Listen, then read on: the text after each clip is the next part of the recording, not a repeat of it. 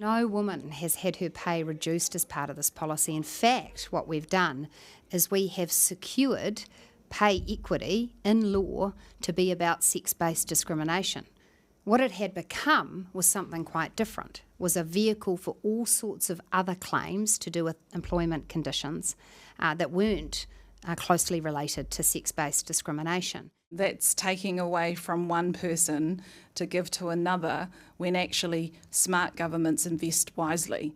As I shared today, when pay equity legislation was first introduced, it was forecast to cost around $3.5 billion over the next 4 years. That number blew out massively as the looseness of the regime allowed incredibly complex claims. You look at the fiscal outlook, it's weaker.